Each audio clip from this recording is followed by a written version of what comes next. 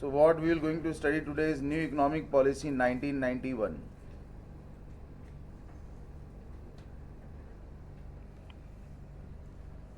It is completely different chapter like what we studied earlier. जैसे हम लोगों ने पॉपुलेशन, पॉवर्टी, अनएम्प्लॉयमेंट पढ़ा, तो जो भी चीज़ें हमने पढ़ी पॉपुलेशन, पॉवर्टी, अनएम्प्लॉयमेंट में, ये सारी चीज़ें इंटर रिलेटेड थी. Population leads to unemployment, unemployment leads to poverty, population is root cause of every problem. लेकिन अब जो आप टॉपिक पढ़ने जा रहे हो ये हमारे इकोनॉमिक्स का एकदम डिफरेंट विंग है, इसका उससे लेना देना नहीं है. तो अब इस चैप्टर में जो भी चीज़ें हम पढ़ने वाले हैं उसका थोड़ा सा बेस डिस्कस करते हैं. हमारे इंडिया को इंडिपेंडेंस मिला था in year 1947. So 1947 is termed as year of independence. Now after independence in year 1951, what happened? Preamble of constitution. यानी हमारा देश गणतंत्र हुआ, जिस वजह से आप लोग रिपब्लिक डे मनाते हो 26 जनवरी को. सो द ईयर वाज 1951, जिस दिन हमने हमारे देश के संविधान के हिसाब से चलना शुरू किया. कौन सा ईयर? 19. तो ये हमारा ईयर ऑफ कॉन्स्टिट्यूशन बना. अब 1951 के बाद कुछ पॉलिसी मेजर्स लिए गए थे और उन सभी पॉलिसी मेजर्स के अंदर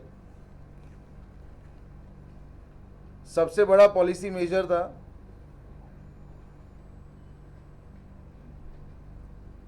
one was licence Raj,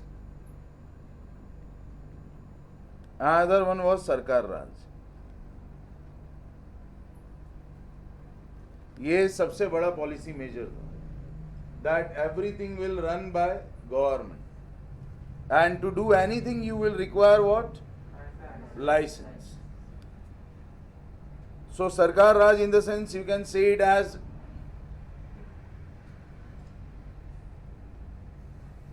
excessive government control.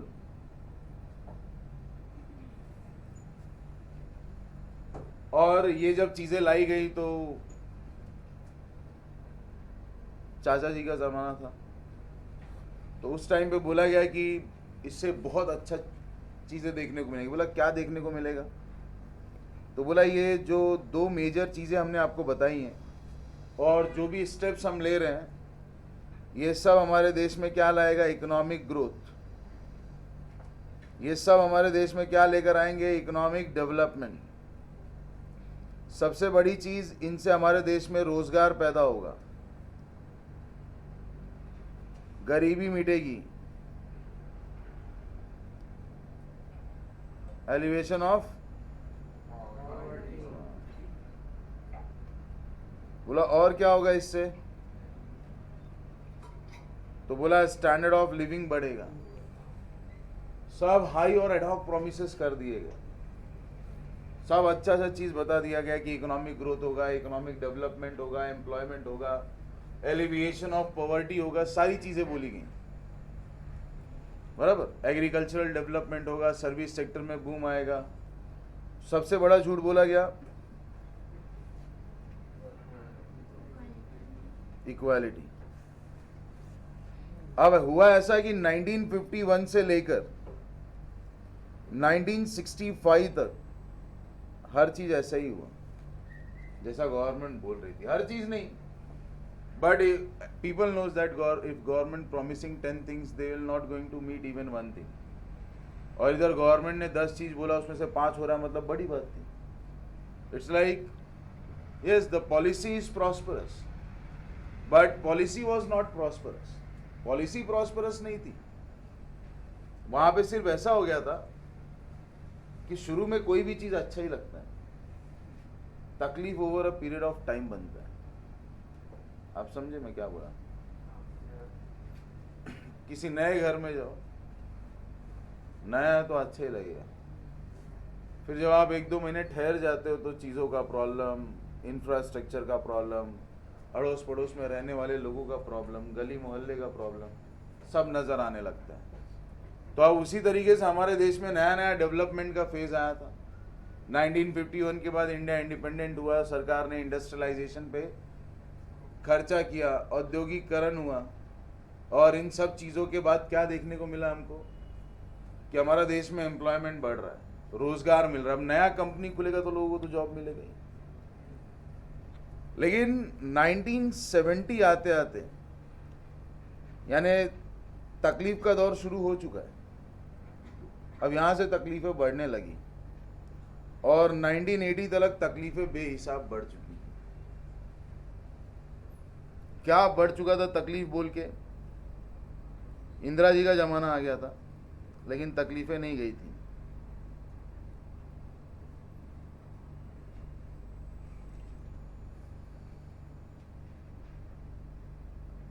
India was trapped under what? Inflation. India was trapped under inflation. Declined economic growth. हमारा इकोनॉमिक ग्रोथ एकदम डिक्लाइन हो चुका था। अगर मैं इन दोनों चीज़ों को मिला दूं तो ये एक प्रॉब्लम रिप्रेजेंट करते हैं, स्टैगफ्लेशन। यानी कहा जाता है कि इन्फ्लेशन और तरक्की साथ में चलती है। यानी अगर देश में महंगाई है तो उससे अच्छी कोई चीज़ नहीं है, क्योंकि महंगाई का दूसरा मतलब तरक्की। लेकिन अगर आपके देश में महंगाई आ जाए और साथ ही साथ आपके देश में इकोनॉमिक ग्रोथ नीचे जाने लगे, आपका इंडस्ट्रियल ग्रोथ नेगेटिव हो जाए। हमारा जो इंडस्ट्रियल ग्रोथ था, इट वाज समवेयर -0.6 टू -1.8%, इसके बीच में चल रहा था। Minus negative industrial growth, lack of economic development. तो इंडस्ट्रियल ग्रोथ डिक्लाइन हो चुका है, इकोनॉमिक ग्रोथ माइनस में जा रहा है। सिर्फ और सिर्फ क्या देखने को मिल रहा है हमको? अनएम्प्लॉयमेंट। तो समस्याएं बढ़ने लगी थी। इतना ही नहीं,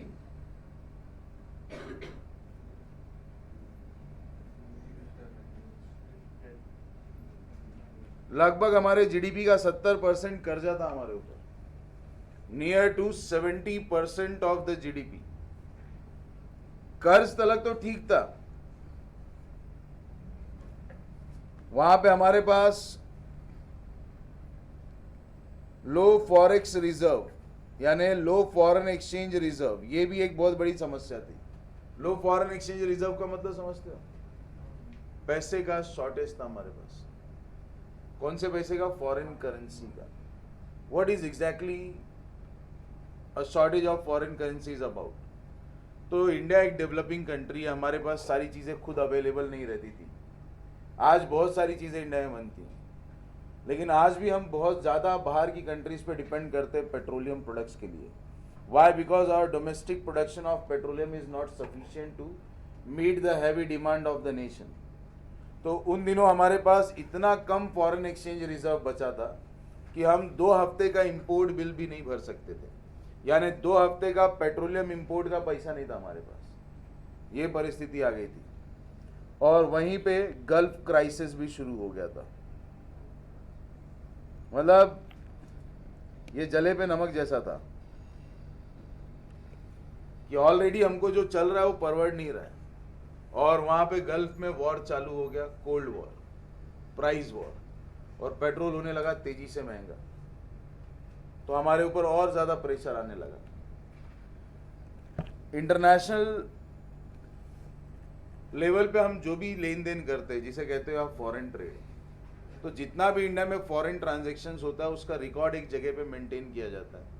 उसको कहा जाता है बैलेंस ऑफ पेमेंट। बराबर? अभी बैलेंस ऑफ पेमेंट आपके सिलेबस का हिस्सा नहीं है। बात करने के लिए बैलेंस ऑफ पेमेंट पे हम लोग 30-40 घंटे बात कर सकते हैं, but it will be meaningless and useless. जब आएगा तब करेंगे। तो बैलेंस ऑफ पेमेंट सिर्फ एक नाम दिया आपके बुक में, बस इतना समझो कि बैलेंस ऑफ पेमेंट एक ऐसा स्टेटमेंट है जिसमें हम लोग सारे ट्रांजेक्शन्स रिकॉर्ड करते हैं जो हमारे और दुनिया भर के लोगों के बीच में हुए। What kind of transaction we do in our country is not a part of balance of payment, but whatever the transaction that residents of India do with the resident of rest of the world, residents of India with residents of rest of the world. हमारे देश के लोगों ने दुनिया भर के लोगों के साथ जो भी लेन देन करा है वो सारी चीजें किस में लिखी जाती है? बैलेंस ऑफ पेमेंट में। और वो बैलेंस ऑफ पेमेंट का पोजीशन खराब हो चुका था। So there was adverse BOP position, यानी बैलेंस ऑफ पेमेंट क्या हो चुका है हमारे देश का? खराब। तो हम लोग देख रहे हैं कि इन्फ्लेशन आ गया है, स्टैगफ्लेशन है, ग्रोथ रेट डिक्लाइन हो रहा है, इंडस्ट्रियल ग्रोथ माइनस में जा चुका है, बेरोजगारी बढ़ रही है, डेप्ट क्राइसिस में यानी कर्ज में डूबा हुआ है देश, फॉरेन एक्सचेंज का रिजर्व लो है, adverse balance of payment position है। तो अब ये सारे प्रॉब्लम्स माउंटिंग होते गए, यानी ये प्रॉब्लम कम नहीं हुए over a period of time, ये प्रॉब्लम सिर्फ बढ़ते गए। तो हम लोग कह सकते हैं कि गवर्नमेंट के सभी बड़े बड़े प्रोमिसेस ने अपने अगली फेसेस दिखाने शुरू कर दिए थे। All the promises made by government on the event of license raj and sarkar raj, that policy started showing ugly faces. तो 1980s का जो दौर था,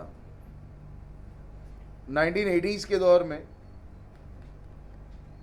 उस वक्त इंडिया के एक उभरते चेहरे थे, कौन? Rajiv Gandhi. At that time he was having tremendous fan following, people, लोग उनको जमीन पे चलने नहीं देते थे। There are videos which shows that when he used to walk on the road, people used to place their hands on the road. तो इस लेवल का उनका फैन फॉलोइंग हो गया था,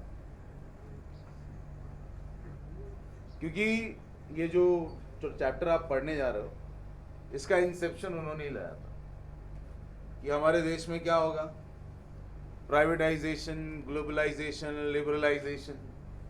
तो उन्होंने पॉलिसी शिफ्ट, पॉलिसी चेंज की बात की थी, लेकिन उस वक्त वो बहुत सारे कॉन्फ्लिक्ट से जुड़े हुए थे, जिसमें ये भी एक था कि देश में बाकी सारे लोग नहीं चाहते थे कि ये सारी चीज़ें आए, क्योंकि अगर ट्रांसपेरेंसी बढ़ेगी, गवर्नमेंट के लगाए हुए अननेसेसरी रिस्ट्रिक्शंस कम कर दिए जाएंगे, तो पॉलिटिशियंस को कमाने का मौका नहीं मिलेगा। वो लोग कब कमाते? जब आपके लिए वो लोग काम आसान कर देते। तो एक्चुअली वो काम आसान नहीं करते, वो काम करते हैं। अब जब ट्रांसपेरेंसी आ जाएगा तो झोल करने का मौका कम हो जाएगा, अवसर कम हो जाएंगे। तो राजीव गांधी क्या हो गए? इनको ह्यूमन बम से उड़ा दिया गया। अब उस वक्त इनके दो भक्त थे, एक थे पीवी नरसिम्हा राव और एक थे हमारे एसएमएस सरदार मनमोहन सिंह। तो ये दो लोग इनके बहुत स्ट्रांग फॉलोअर थे। तब पीवी नरसिम्हा राव बने हमारे देश के प्रधानमंत्री और सरदार मनमोहन सिंह बने हमारे finance minister. And because of the death of Rajiv Gandhi, PV Narasimha Rao का जीतना लगभग तय हो गया था। Emotional touch, and that's why they won and they got the full support from the country. तो वो जो पॉलिसी 10-12 साल से अटकी पड़ी थी, जिसको अलग अलग रीजन से डिनाइल्स मिल रहे थे, वो फटाफट एस्केलेट हो गए, क्लियर होने लगी। एंड आई थिंक 24 जुलाई 1991 इन लोगों ने न्यू इकोनॉमिक पॉलिसी को एग्जिस्टेंस में ला दिया। तो ये जो भी प्रॉब्लम यहाँ पे फेस करी गई थी कि हमारा ग्लोबल पार्टिसिपेशन कम है, हमारे यहाँ पे इन्फ्लेशन ज़्यादा है, डेब्ट बर्डन ज़्यादा है, फॉरेक्स कम है, इन सारे प्रॉब्लम को सॉल्व करना ही इस पॉलिसी का सबसे बड़ा क्या था? एम था। समझे? पक्का समझ में आया? तो अभी आपके बुक में 2 पैराग्राफ दिए, एक है इंट्रोडक्शन और एक है ऑब्जेक्टिव। एक है इंट्रोडक्शन और दूसरा है, पढ़ो जरा। ओके, तो डाउट ये है कि फिस्कल डेफिसिट क्या है?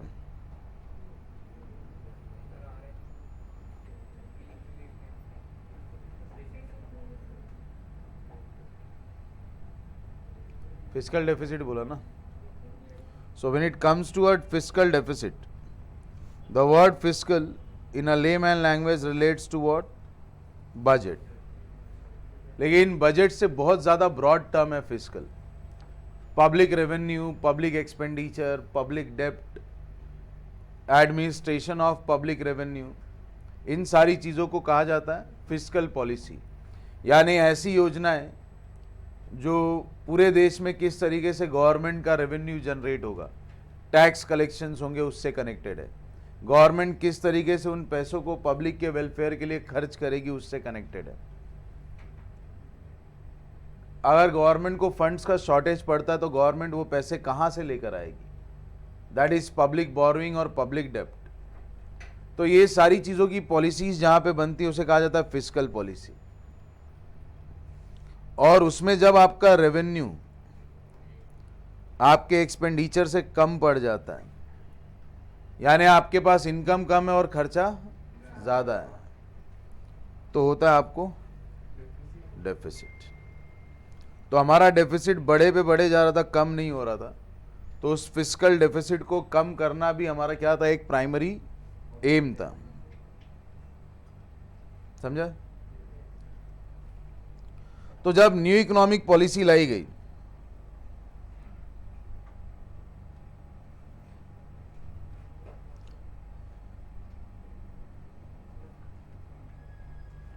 तो इस न्यू इकोनॉमिक पॉलिसी के 3 मेजर विंग्स रखे गए थे.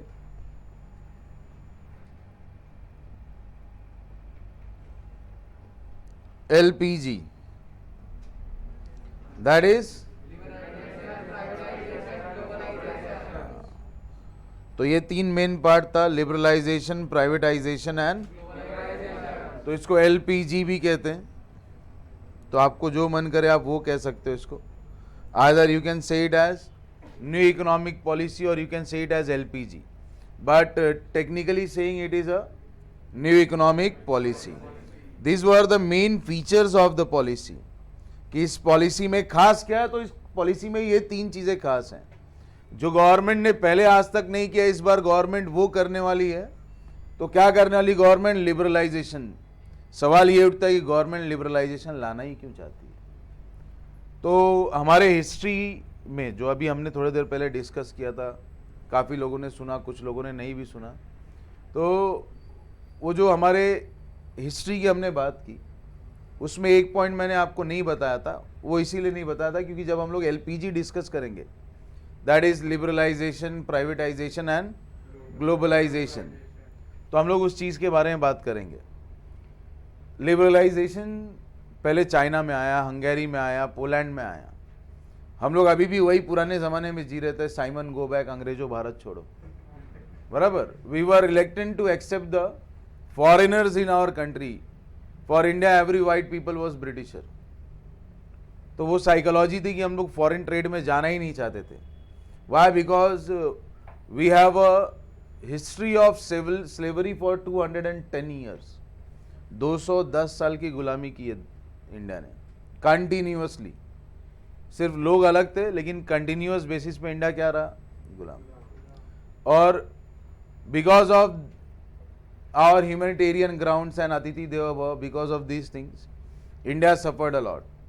औरंगजेब, मुगल्स, उसके बाद ईस्ट इंडिया कंपनी, ब्रिटिशर्स, और बीच में बहुत सारे लोग, गोवा साइड का जो पूरा पार्ट था और जितना भी वो था पोर्तुगीज. तो India always ruled by the others because of welcoming gesture. तो पब्लिक बहुत ज़्यादा रिलक्टेंट हो चुकी थी. पब्लिक का साइकोलॉजी चेंज हो गया था कि नहीं, हमको फॉरेनर्स नहीं चाहिए. लेकिन वो फॉरेनर नहीं चाहिए करके हम लोगों ने खुद को ग्लोबलाइजेशन और लिबरलाइजेशन वर्ड से आइसोलेट कर दिया था. लेकिन बाद में फिर लोगों को रियलाइज हुआ, after looking to China and Poland and such other countries. एक टाइम पे इंडिया चाइना एक ही लेवल पे थे. चाइना बहुत आगे निकल गया. उस दिन मैंने आप लोगों को डेटा दिखाया था. Their per capita GDP is more than 5 times greater than India, and we are 5 times less than them. 2 साल पहले तक, अभी करंट डेटा नहीं पता, लेकिन 2 साल पहले तक करेंसी का हिसाब किताब ऐसा था कि एक चाइनीज करेंसी खरीदने के लिए आपको इंडिया का 20 रुपया देना पड़ेगा. So their currency is 20 times stronger than us. They have that much demand in the market. मतलब उनके करेंसी का डिमांड मार्केट में इंडिया के करेंसी से 20 गुना ज़्यादा है. Are you getting that? This is the demand for their currency. मतलब आप इंडिया का करेंसी किसी को दो तो हो सकता है वो लेने से मना करेगा, बट चाइना के करेंसी के एक्सेप्टेंस का चांसेस इंडिया के करेंसी से 20 टाइम्स ज्यादा है. करके तो उसके करेंसी की वैल्यू है मार्केट में. तो हंगेरी, पोलैंड, चाइना, इनको जब हमने देखा कि ये लोग लिबरलाइज्ड हो चुके हैं, ये लोग ग्लोबल ट्रेड में पार्टिसिपेट कर रहे हैं, इन्होंने अपने इकोनॉमी में जितने भी प्रतिबंध लगाए थे सब हटा दिए और इसका फायदा भी हो रहा है इनको, तब हमको भी रियलाइज हुआ कि हमने भी क्या लाना चाहिए हमारे देश में, लिबरलाइजेशन. और तब ये एलपीजी का टर्म आया. तो हम लोग स्टोरी भी कनेक्टेड रख रहे हैं और अपना सिलेबस भी चल रहा है, याद रखना. तो हम लोगों ने 2 पार्ट देखा, इंट्रोडक्शन और ऑब्जेक्टिव्स. अब आपके बुक में एक पर्टिकुलर क्वेश्चन आता है, characteristics of new economic policy.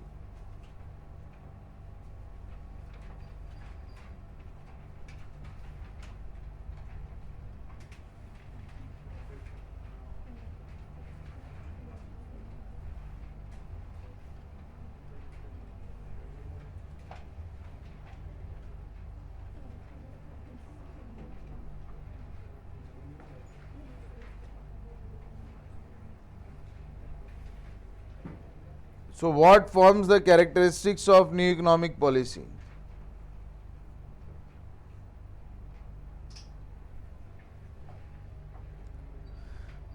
There are many points, though our book contains maximum 8 points. तो आखिर ऐसा क्या मेन हाईलाइटिंग फीचर्स थे हमारे इस पॉलिसी के? तो इस पॉलिसी का सबसे पहला फीचर था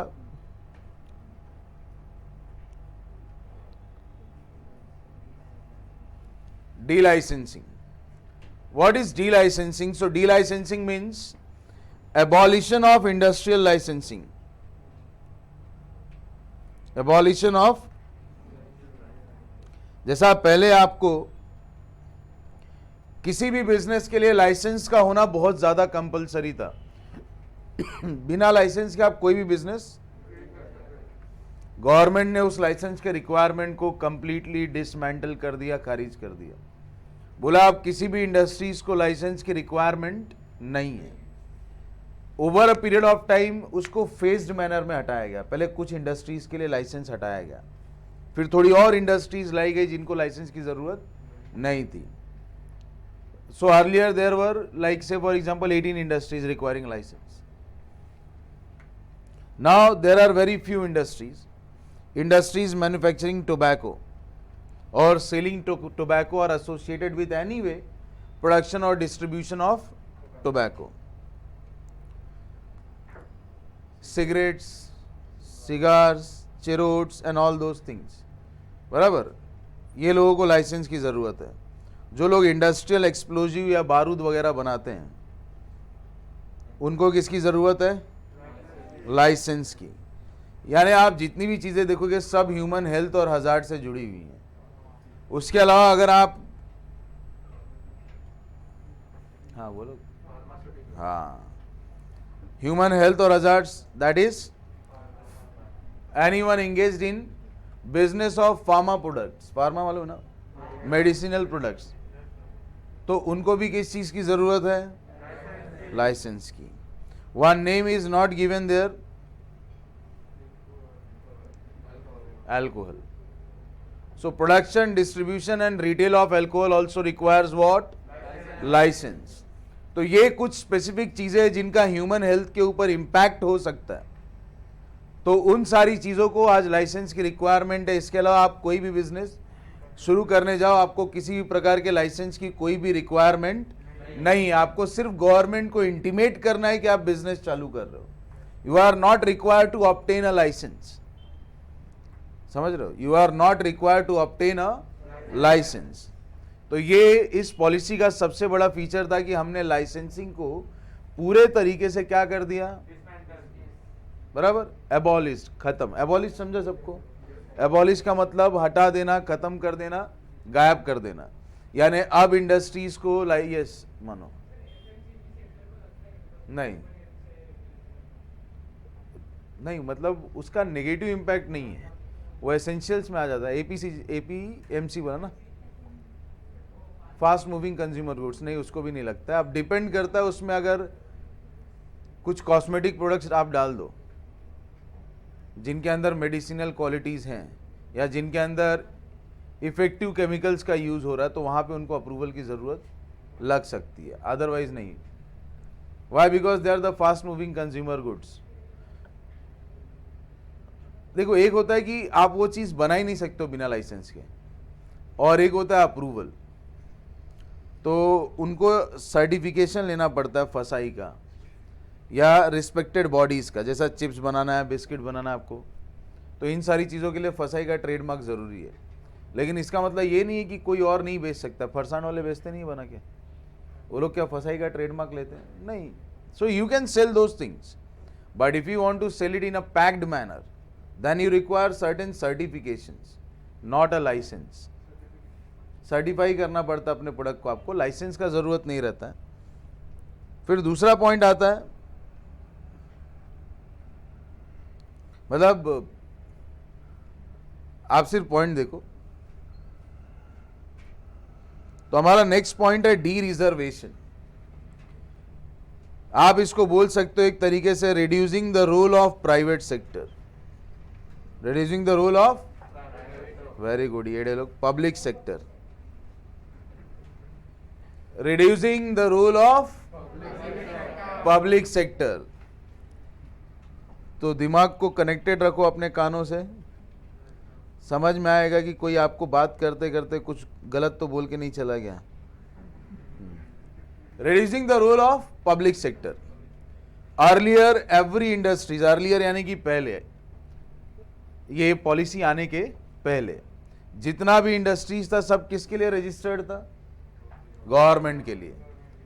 जैसा आप देखोगे टेक्निकली पहले की सारी industries, if anybody wants to sell a insurance, LIC, banks, nationalised banks, railway, Indian government, machine buildings, Indian government, steel productions, Indian governments, everything was like only confined to the Indian government. जो भी चीज रहेगा सिर्फ और सिर्फ किसके लिए रहेगा? इंडियन गवर्नमेंट के लिए रहेगा। तो कोई भी और सेगमेंट में बड़े लेवल पे जितनी भी इंडस्ट्रीज थी उसमें प्राइवेट सेक्टर को एंट्री थी ही नहीं। Private sector was not allowed to participate in any major basic business activities. हाँ, आप दुकान खोलो, वर्कशॉप खोलो, गराज खोलो, ये सब अलाउड है आपको।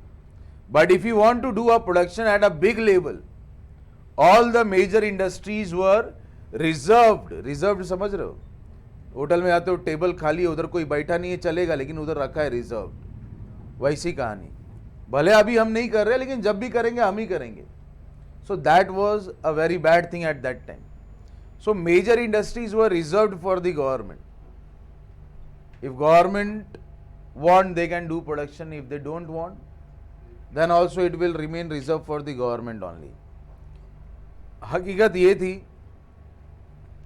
कि लोग गवर्नमेंट जॉब्स के लिए बहुत मेहनत करते हैं, दिन रात एक कर देते हैं कि उनको सरकारी नौकरी मिले, सो दैट उसके बाद उनको मेहनत ना करना पड़े।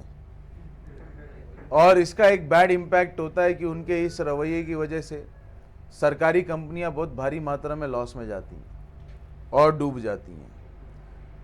लोगों ने बेहिसाब पैसा कमाया MTNL, BSNL और WLL से, लेकिन जब आप उनके कर्मचारियों से पूछोगे कि भाई कैसी चल रही है कंपनी, तो बोलेगा सदियों से लॉस में ही चल रहे हैं। मतलब इन सभी दफ्तरों के जो कर्मचारी है वो लोग सरकार पे सिर्फ एक प्रकार का बोझ है। आपके दिमाग में कभी ये ख्याल भी नहीं आता कि अपन BSNL का सिम कार्ड लेंगे। That represents the quality of work their employees are giving. जब आप BSNL का दफ्तर में आकड़ में बैठे रहेंगे, one of the major loss is showing arrogance to a customer. तो कस्टमर जाएगा ही नहीं। तो अब गवर्नमेंट जब डिसइन्वेस्टमेंट लाती है तो पब्लिक की उदास हो जाती है। देखो डिसइन्वेस्टमेंट आया है, लेकिन लाना जरूरी है भाई। अब आप सोचो कि अगर बीएसएनएल लॉस में है, एक एग्जांपल कि बीएसएनएल को हर साल 10,000 करोड़ का लॉस हो रहा है, यानी गवर्नमेंट अपने जेब से वो 10,000 करोड़ के लॉस का भरपाई कर रही है, सैलरी वगैरह भी बांट रहे हैं। अब अगर बीएसएनएल अपना पूरा प्लांट उठा के जियो को दे देती है, so Jio purchase the BSNL, this is a privatisation, this is a disinvestment. Why? Because this is not a privatization, this is privatization plus disinvestment. Government ने अपनी इंडस्ट्री बेच दी, किसको? प्राइवेट सेक्टर को। अब इसका फायदा, Jio will make profit from that, so government का loss तो गायब। गवर्नमेंट ने कंपनी भेजा, बेचा, उससे जो 15, 20, 30 हजार करोड़ रुपया मिला वो मिला, हो सकता है लाख करोड़ मिल जाए, 50,000 करोड़ मिल जाए। जितना ज्यादा इंफ्रास्ट्रक्चर रहेगा कीमत उतनी ज्यादा मिलेगी। तो अब इंफ्रास्ट्रक्चर आ गया, किसके पास आ गया इंफ्रास्ट्रक्चर? जियो के पास। अब जियो का बिजनेस एक्सपांड हुआ, जियो ने उससे प्रॉफिट कमाया, तो अब जियो प्रॉफिट के ऊपर क्या भरेगा? टैक्स। अगर जियो ने मान लो 5,000 करोड़ का ये प्रॉफिट कमाया तो 30%, 25% टैक्स बैठता है, 25%, लगभग 100-125 करोड़ का टैक्स मिलेगा। होता है, मतलब कोशिश करते रहना चाहिए। थोड़ा दीवार छोड़ दो तो। हाँ, मैं देख रहा हूँ तुम बहुत मेहनत कर रहे हो जागने की, अच्छी बात है।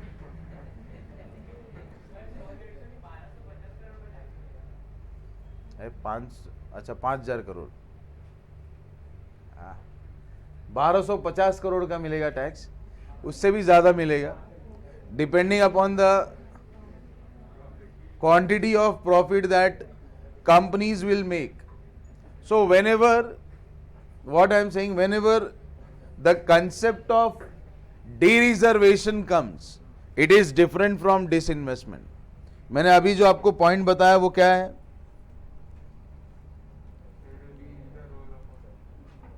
डिसइन्वेस्टमेंट। ये दोनों पॉइंट इंटरकनेक्टेड है क्योंकि इन दोनों पॉइंट का एक ही मतलब है,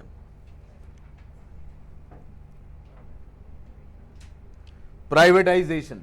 लेकिन ये दोनों चीजें बिल्कुल एक दूसरे से अलग है। डी रिजर्वेशन का मतलब होता है opening the gates for the private sector, यानी कल तक जो दरवाजे हमने प्राइवेट सेक्टर के लिए कंप्लीटली बंद रखे थे, अब वो दरवाजे हम प्राइवेट सेक्टर के लिए क्या कर देंगे? Yes.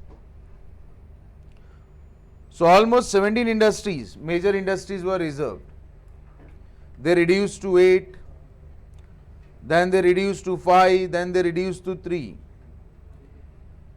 So now there are 3 names, उसमें से मेरे हिसाब से सिर्फ 2 ही बोलना चाहिए। तो फिलहाल वो 3 नाम में आता है, रेलवे, डिफेंस और एटॉमिक। रेलवे, डिफेंस और एटॉमिक एनर्जी, ये 3 चीजें अभी भी किसके पास रिजर्व्ड है? गवर्नमेंट के पास। बाकी सारे सेक्टर्स में कंप्लीट तरीके से क्या आ चुका है? D reservation. मतलब वहां पे प्राइवेट सेक्टर भी हमारे साथ आके बिजनेस कर सकता है, बराबर। पहले सिर्फ गवर्नमेंट थी, अब गवर्नमेंट के साथ प्राइवेट सेक्टर्स भी हैं।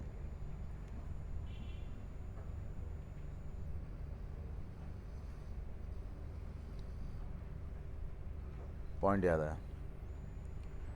इसी तरीके से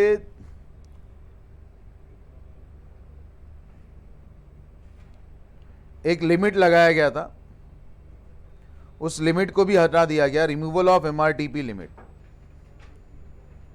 पहले के जमाने में एक एक्ट हुआ करता था, monopoly and restrictive trade practices act. बोल तो ऐसे वैसे सबको मालूम है।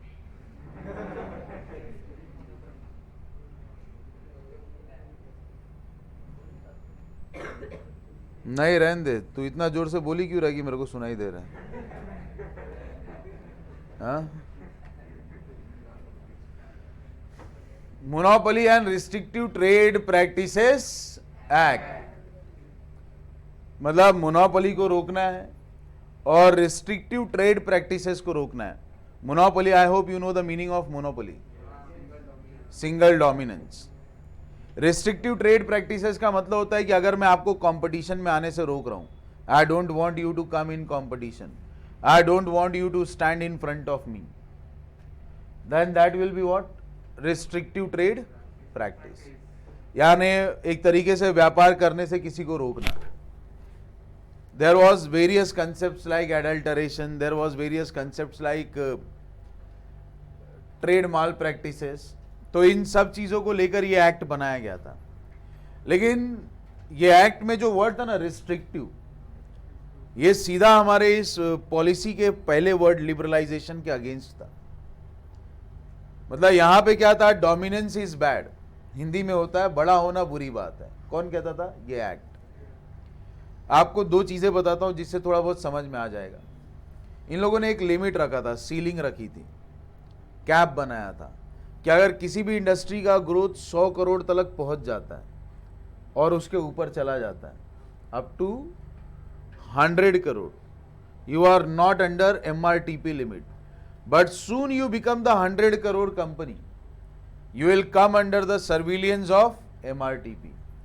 तब आपको आपके कंपनी में छोटे से बड़ा हर एक चेंज जो है उसके लिए किसका परमिशन लेना पड़ेगा? गवर्नमेंट का। कंपनी मेरा, मेहनत मेरा, पैसा मेरा, मैं कह को लूँ गवर्नमेंट का परमिशन। अब इससे क्या हो गया था कि कोई भी वो 100 करोड़ के लिमिट के ऊपर जाना ही नहीं चाहता था, क्योंकि उनको ऐसा लगता था अगर हम 100 करोड़ के लिमिट के ऊपर गए तो गए। If we will go above the limit of 100 crore, what will happen? हाँ, गवर्नमेंट, और हम लोग तो एक्सेसिव गवर्नमेंट इंटरफेरेंस होगा, 100 करोड़ के ऊपर जाएंगे, गवर्नमेंट हमारे पीछे पड़ जानी है। तो इस चीज़ का एक बहुत बड़ा क्या था, फियर था। तो वहाँ पे ऐसा था कि आपका एक ही गलती है कि आपने अपने बिजनेस को इतना ऊपर लेकर आए, यही लग रहा है ना। यानी कोई मेहनत कर रहा है, टैलेंट का यूज़ कर रहा है, रिस्क ले रहा है, चैलेंजेस ले रहा है, डूबेगा कौन? वो। लेकिन रिस्ट्रिक्शन किसने डाल दिया? गवर्नमेंट ने। अब क्या डाला गवर्नमेंट ने रिस्ट्रिक्शन? तो गवर्नमेंट ने ये रिस्ट्रिक्शन डाला है कि आप 100 करोड़ के ऊपर जाओगे तो आपके ऊपर MRTP एक्ट का लिमिट लगाया जाएगा, और उसके बाद आपके कंपनी में जो भी काम होगा हर एक चीज में गवर्नमेंट दखल करेगी। यानी डोमिनेंस इज बैड, बड़ा होना बुरी बात है। फिर धीरे धीरे गवर्नमेंट को रियलाइज हुआ कि इधर तो हम लोग ट्रेड में लोगों को पार्टिसिपेशन का मौका ही नहीं दे रहे, अपन उनको डिस्करेज कर रहे हैं। तो अभी जो पॉलिसी बना रहे तो उसको चिढ़ हो जाता है, ऐसा कैसा बोला? बोला अगर आप बोल रहे हो 100 करोड़ के ऊपर गए तो गवर्नमेंट पीछे पड़ेगी, तो कोई नहीं चाहता कि गवर्नमेंट पीछे पड़े, तो लोग कंपनी को 100 करोड़ के ऊपर कभी लेकर जाएंगे ही नहीं। अगर कंट्री में मोनोपोली हाउसेस बन रहे हैं, कोई बड़ा बिजनेस बन रहा है, तो वो उनकी काबिलियत है। जहां तक बात गरीब का है तो पैदा ही रोने के लिए हुआ है। गरीब यानी वही नहीं जो रोड पे बैठा है, जो एक अमीर इंसान से कम है वो हमेशा अमीर को गाली देगा। You will never see people loving Ambani, Adani and all, they will going to hate them. Why? अंगूर नहीं मिलता तो खट्टा हो जाता अपने आप, फैक्ट है। But it doesn't mean that तुम उसको गाली दे रहे हो तो तुम उसके लेवल के बन गए। उसके लिए दिमाग चाहिए, गट्स चाहिए, रिस्क चाहिए। तुम 60 लोगों को छोड़ो, 6 लोगों को नहीं पाल पाओगे, और वो लोग 60-60 हजार लोगों का रोजगार देख रहे। So they are rich, they are rich, but they are rich because of their qualities. You are saying that, even if I am saying कि मान लो इनको गवर्नमेंट का सपोर्ट है, तुम भी लेके दिखा दो। इंसान सपोर्ट उसी को करता है जिसके ऊपर उसको भरोसा होता है। तुम जाओ सपोर्ट मांगने, तुमको तो गणपति का चंदा नहीं देगा नगर सेवक, सपोर्ट तो दूर की बात हो गई। तो MRTP में बहुत इशू हुआ था, बोला आप बिग बिजनेस हाउसेस को डिस्करेज कर रहे हो। जितना भी लोग अपना बिजनेस को आगे लेकर जा रहे हैं अपने काबिलियत पे, उनका गलती नहीं है। आप किसी को बड़ा बनने से रोक रहे हो तो ये एक्ट अनसक्सेसफुल एक्ट है। फिर बोला रिस्ट्रिक्टिव ट्रेड का क्या बोला, वो भी गलत है। बोला क्यों? बोला देखो रिस्ट्रिक्टिव ट्रेड को रोकना अच्छी बात है।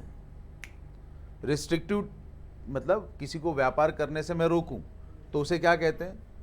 Restrictive trade. आप मेरे कंपटीशन में आ रहे हो और मैं अलग अलग पैतरों का इस्तेमाल करके आपको कंपटीशन से क्या कर रहा हूँ? बाहर निकाल रहा हूँ। टेक्निकली वो चीज़ गलत है, मैं आपके अधिकार छीन रहा हूँ, पैसे का लालच दे के, डरा के, धमका के, जो भी हो सके, वेदर मनी, पावर और words, but I am trying to do that, वो गलत है।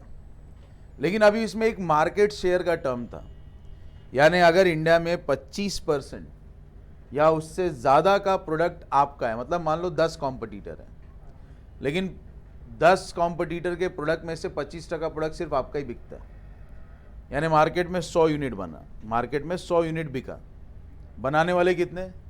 10, लेकिन वो 100 में से 25 यूनिट आपका बिक रहा है, यानी मार्केट में आपका मेजर शेयर है। हाँ, तो मेरी क्या गलती है उसमें? अगर मेरा प्रोडक्ट अच्छा है, मेरा प्रोडक्ट रिजनेबल है पब्लिक के बजट में, तो पब्लिक मेरा ही प्रोडक्ट खरीदेगी, मतलब इसमें भी मेरा गलती है, बराबर। अब उसमें भी आप फंडा समझे मैंने क्या बोला? तो अब उधर क्या हो जाता है, बोलते हैं डोमिनेंस है। बोलने डोमिनेंस नहीं है, मार्केटिंग स्किल है। तुमको नहीं बेचने आता है तो तुम्हारे अंदर लैक ऑफ स्किल है। मेरे को बेचने आता तो मेरा स्किल है। It doesn't mean it's a dominance. तो तुम मेरे को पीछे खींचने के बजाय ना, वो जो लोग पीछे नीचे पड़े हुए ना, उनको आगे ढकेलो। Means rather than discouraging the one who is growing, you should encourage the one who is not growing. तो MRTP को तब जाके गवर्नमेंट को लगा, मतलब तो भी ले दे के अपन 10 साल लेके चले, 91, 92, 93 ऐसा 2000 तक लेकर आ गए थे। किसको? MRTP को बदल बदल के, लेकिन बाद में लगा कि नहीं, बहुत हो गया, अब MRTP हमको नहीं चाहिए। तो तब इंडिया ने लाया कंपटीशन एक्ट 2002। तो MRTP को रिप्लेस करके उसकी जगह पे हमने क्या लाया? Competition act.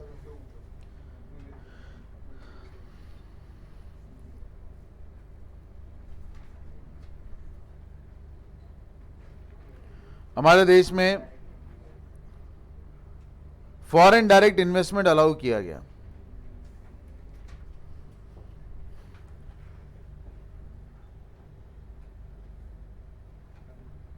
What is FDI?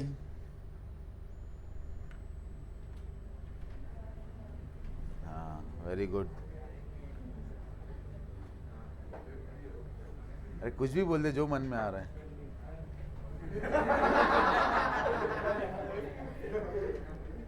What is foreign direct investment? The money invested by foreigners in our company. In our company. Increases the production. चलो वेरी गुड, बैठो। तो तुमने जो बोलने की कोशिश की वो काफ़ी अच्छा बोला, काफ़ी हद तक सही मान सकते हो उसको। See there are variety of investments, but FDI is not a investment which is simply like any other investment. FDI एक ऐसा इन्वेस्टमेंट है जो हर देश चाहता है। अगर बाहर से कोई भी कंपनी हमारे देश में आए और हमारे देश की एग्जिस्टिंग कंपनी में मेजर इन्वेस्टमेंट करे 10% से ज़्यादा का, तो भी वो क्या है? FDI है। या फिर बाहर से कुछ लोग आते हैं, इंडिया में स्ट्रेटेजिक पार्टनरशिप करते हैं, यहाँ पे लैंड परचेस करते हैं या लैंड लीज पे लेते हैं, उसके ऊपर फैक्ट्री प्रीमाइसेस बनाते हैं, प्लांट इंस्टॉल करते हैं, प्रोडक्शन करते हैं, ऑफिस बनाते हैं, प्रोडक्ट सेल करते हैं, that is also FDI। Colgate, Britannia और से नेस्ले, या जितनी भी कंपनीज है, बहुत सारी कंपनी, अब सबका नाम लेते नहीं बैठेंगे, बराबर है। फिर वो सैमसंग, एप्पल, माइक्रोसॉफ्ट, गूगल, सब नाम ले लोगे आप, ये सब क्या है? FDI है। Why? Because they are making the real business. There is a difference between bringing the money and bringing the money for the sake of business. Share बाजार में भी हर रोज बाहर के लाखों इन्वेस्टर्स पैसा लगाते हैं, They are the portfolio investors, FPI, foreign portfolio investors. They are FIIs, foreign institutional investors. We cannot rely on their money. उनका पैसा हवा का झोंका आया और गया, आया चढ़ गया आसमान पे, अचानक से निकाल लिया सीधे खाई में.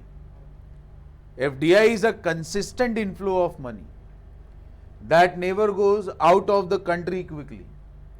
So our country more or less remains stable. And FDI creates employment. FDI leads to inflow of modern technology in our country. FDI provides a more employment opportunity and a better work culture. सरकारी दफ्तरों को देखो और private कंपनियों को. सरकारी दफ्तर में पगार 40,000 है क्लर्क की, लेकिन आज भी कुर्सी वही वाली है, लकड़ी का फ्रेम, प्लास्टिक का पट्टी, बराबर. बैठ के दिखाओ 8 घंटा, उस पर पता चलेगा, दाने निकल जाने. अब आप बड़ा बड़ा कंपनीज में एक क्लरिकल जॉब के लिए कितना पगार है? 20,000 मैक्सिमम. उनको 50,000 का कुर्सी पे बिठाते हैं.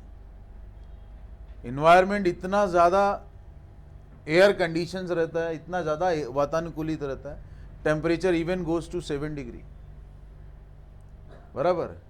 इधर ही सरकारी दफ्तर का पंखा देखा है, आराम आराम से डांस करता है अपने को कैसा. और अभी तो कैसा थोड़ा सा उनको मालूम है कि बहुत क्रिटिसाइज हुआ है government department. They are trying to make it better. But even if you look at their infrastructures, पुराने ज़माने की लादी लगा रखी है, उसको रिफर्बिश नहीं करे, दीवारें खराब हो रही, मतलब पूरे तरीके से उनका इंफ्रास्ट्रक्चर वीक हो जाता है. अब जो नए नए इंफ्रास्ट्रक्चर बन रहे हैं, नो डाउट अच्छा बनाने की कोशिश कर रहे हैं, और अगले आने वाले 15-20 साल में शायद सब बेहतर हो जाएगा. But still the psychologies of people are worst. मैं जहाँ पे रहता हूँ अम्बरनाथ, वहाँ गए SBI में, अगर मैं 1 से लेके 5 तारीख को चला गया तो मुझे वो लगता है कि मैं किसी कामगार अस्पताल में आया हूँ. वहाँ पे सारे लोग जो डेडलाइन के आसपास में है वो लोग आए रहते हैं, हाथ में पासबुक रहता है, वो लोग पेंशन निकालने आए हैं, उम्र है 80-90, क्या करेंगे उस पैसे का? कुछ नहीं, बस आए हैं, मिल रहा है तो आ गए हम भी. वैसा वाला परिस्थिति है. And their employees are like also that. कपाट रखा है, कपाट के ऊपर ऐसा 20-30 लेयर फाइल का रखा है, आप ऐसा ऐसा ऐसा ऐसा मार दो, पूरा फाइल गिर जाना है. आपको ज़्यादा मेहनत भी नहीं करना है. अभी कबोर्ड के ऊपर वो तो मोटी वाली फाइल रहती है, आगे से पतली पीछे से मोटी, अब वो फाइलें ऐसे ही एडजस्ट करके रख दी है. There is no system, there is no synchronisation. That what I have seen. 2 branches recurringly मैंने विजिट किया, एक अंबरनाथ, एक उल्लासनगर. दोनों का इंफ्रास्ट्रक्चर एकदम खराब है. किधर एक MIDC सेक्टर में एक SBI बैंक में गया था, उनका इंफ्रास्ट्रक्चर अच्छा था. इट वॉज नॉट अमेजिंग, लेकिन अच्छा था. It was good. Like cooperative banks कैसे रहते हैं, छोटे छोटे लेकिन अच्छे रहते हैं, तो वैसा डिसेंट था. लेकिन जो जितने पुराने हैं उनका अटायर उतना पुराना है, तो ये दिक्कत है. FDI आएगा, टेक्नोलॉजी आएगा. इंडिया में लोग एस्केलेटर पे चढ़ने को डरते थे 10 साल पहले, बराबर. आज पैसा हो तो लोग अपने घर में लगवा लेंगे. जमाना बदल गया ना. डुप्लेक्स घर है, अभी लोग सीढ़ी पे चलता नहीं है, खड़े हो जाते बस. हाँ, आजकल रोलर्स लोग अपने घरों में लगवाते हैं, मतलब बस उस पर खड़े हो जाओ, मस्त वो लेकर जाएगा ऊपर, तो सब. But this is what, see the life of people is transforming somehow because of the multinational companies coming to our country. And why MNCs are coming? Because they are allowed to come. And why they are allowed to come? Because such allowance was given to them after economic policy of 1991. तो बाहर के निवेशकों को पहले हमने हमारे देश में सिर्फ 26% इन्वेस्टमेंट करने का राइट दिया. बहुत गलत टाइम पे हो रहा है. सिर्फ कितना? 26%. मतलब अगर इंडियन कंपनी में इन्वेस्ट करना है आपको,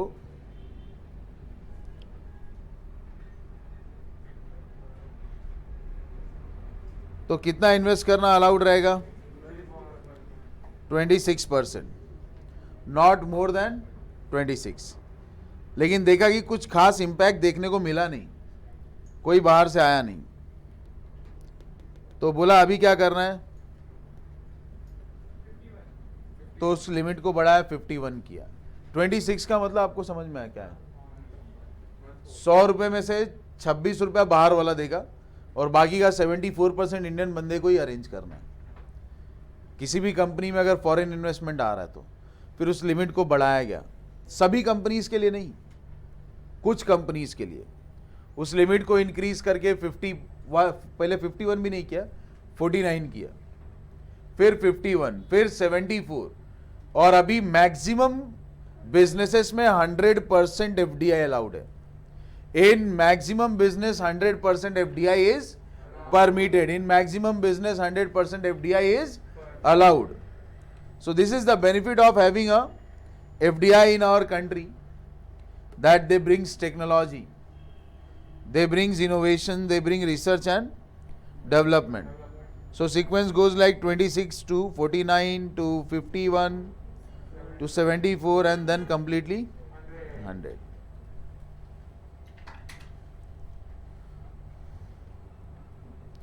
Then it comes to a foreign tech. तो पहला इंपोर्ट अलाउड ही नहीं था, बाद में गवर्नमेंट ने क्या बोला, if you want to do a trade,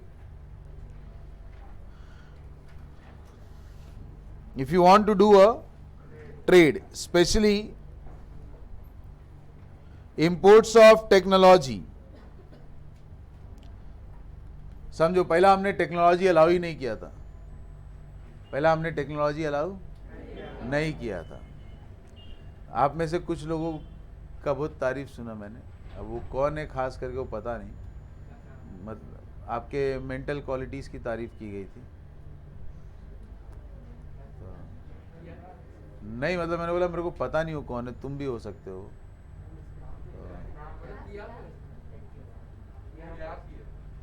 बस किया, क्या बोल सकते हैं।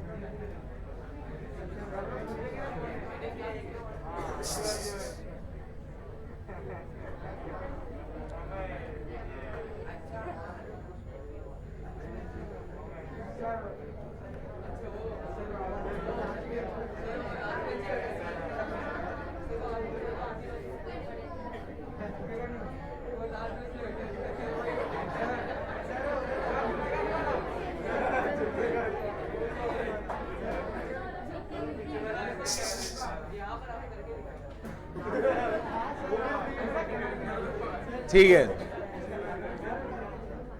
नहीं जानते, अब नहीं देखना। फॉरेन टेक्नोलॉजी, हम लोग टेक्नोलॉजी पे ज्यादा फोकस करेंगे।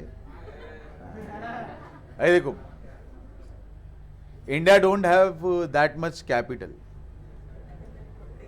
There are many companies which attract investment from abroad, like Byju is a unicorn, Mamaearth is a unicorn, and likewise even Lenskart is a unicorn. It doesn't mean Cred Avenue, the announcement made yesterday only on the financial release that Cred also become the unicorn, means the companies which able to arrange a cap of 1 lakh crore, जो 1 लाख करोड़ के दायरे को पार कर जाते हैं वो होते हैं यूनिकॉर्न्स। अब लोग क्या सोचता है यार बहुत पैसा कमा लिया, नहीं, कैपिटल अरेंज किया, इतने का इन्वेस्टमेंट लेकर आया। तो आजकल इन कंपनीज के पास पैसे हैं और इन पैसे के होने की वजह से वो लोग क्या कर सकते हैं, रिस्क ले सकते हैं। है पैसा अपने पास, इन्वेस्टर खड़ा है, ट्राई करते, सक्सेसफुल हुआ तो फायदा है, अगर सक्सेसफुल नहीं हुआ तो नहीं हुआ। So now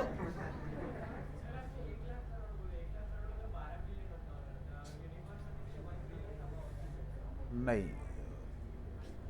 the tag is 1 lakh crore.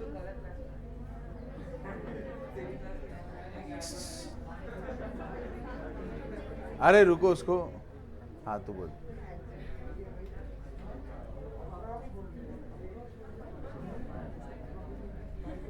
अरे उसको बोल लेने दो। हाँ,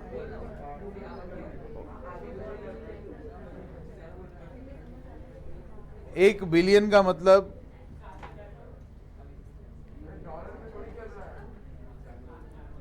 बिलियन इज व्हाट,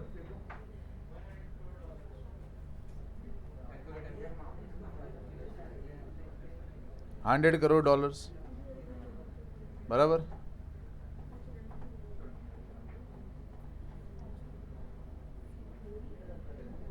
$7,500 करोड़। अरे जो मैं बोला उसको दिमाग में रख। कितना? 1 लाख करोड़। बायजूस का वैल्यूएशन 28,000 करोड़ है। But yes, when they are able to raise a 1 lakh crore rupees, then only they are termed as unicorn. क्योंकि 4,000, 5,000, 6,000 करोड़ पे यूनिकॉर्न नहीं कहला सकते।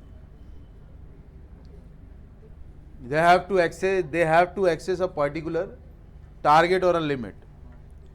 क्योंकि 4,000, 5,000 करोड़ का वैल्यूएशन आपको पड़गा में भी मिल जाएगा, यू नो पड़गा।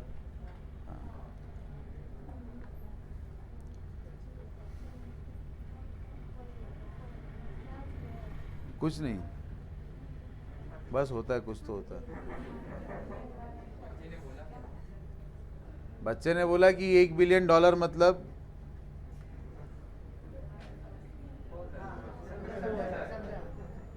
यूनिकॉर्न।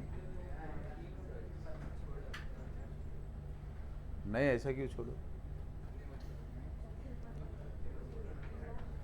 हो गया। अभी ध्यान से सुनो। तो everyone have like people heard about Nykaa, so they were able to raise again 1 lakh crore plus amount of money from the market. अब ये लोगों ने इतना पैसा रेज किया मार्केट से, इनका प्रॉफिट कितना था? समवॉट अराउंड 50 करोड़, 50 करोड़ का प्रॉफिट था इनका। लेकिन मार्केट से इस प्रॉफिट के दम पे उन लोगों ने 1 लाख करोड़ रुपए रेज कर लिए। मतलब उनका कैपिटल वर्थ इस लेवल पे चला गया। और ये लोग इतना पैसा मार्केट से कलेक्ट कर पाए हैं, तो ये कैपिटल है। This is not a profit, this is just a capital. But with the help of this money they get chance to take a risk. Investment का सबसे बड़ा फायदा क्या होता है? ऑर्गेनाइजेशन को जब इन्वेस्टमेंट मिलता है तो ऑर्गेनाइजेशन अपने हिसाब से रिसर्च और डेवलपमेंट कर पाती है। लेकिन आप 2022 में नहीं हो, आप 1991 में हो। तब हमारे देश में लोगों की आमदनी 2,000 रुपये भी नहीं थी महीने की। जो अमीर लोग हुआ करेंगे उनकी आमदनी 5,000 रुपये होती रहेगी।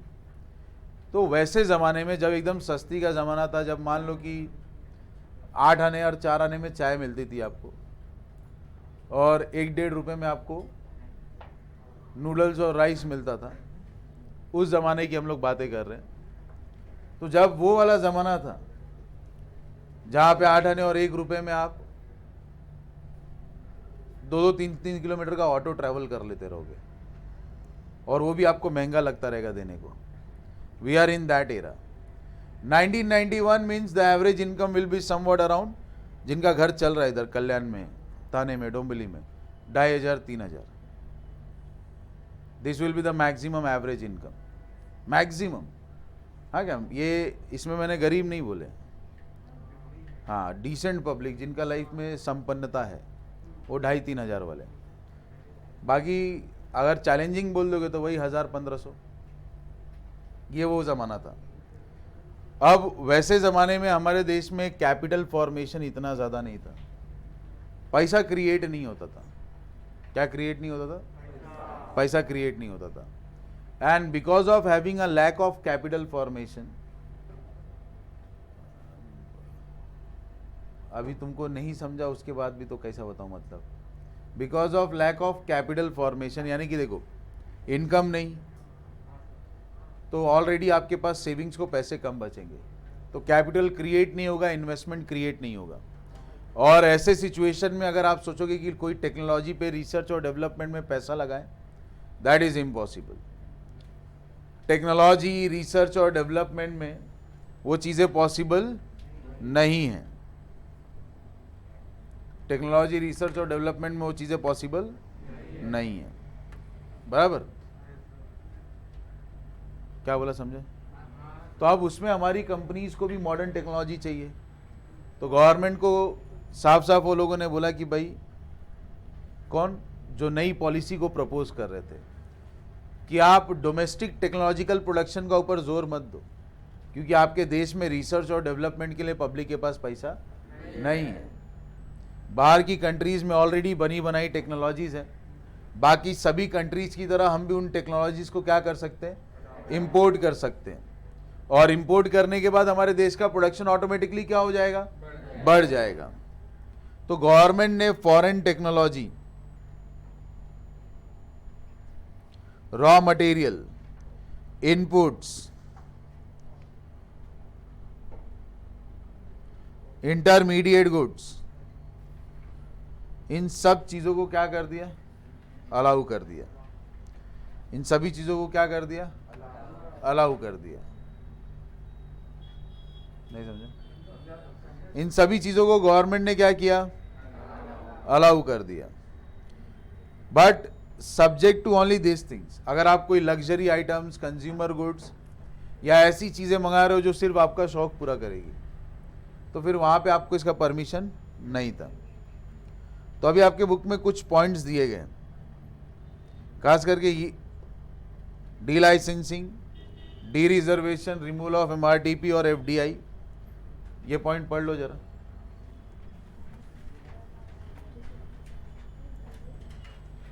प्राइवेट कंपनीज का कैसा रहता है, उनको मार्केट से पैसा पिच देकर मिलता है, इन्वेस्टर्स को इम्प्रेस करके मिलता है वो पैसा, डायरेक्टली नहीं मिलता। तो उनके लिए वो $1 बिलियन का criteria, but soon they become listed, वो $1 बिलियन का क्राइटेरिया उनको अप्लीकेबल नहीं रहता है। There the amount goes up to 1 lakh crores, not in dollar, in rupees.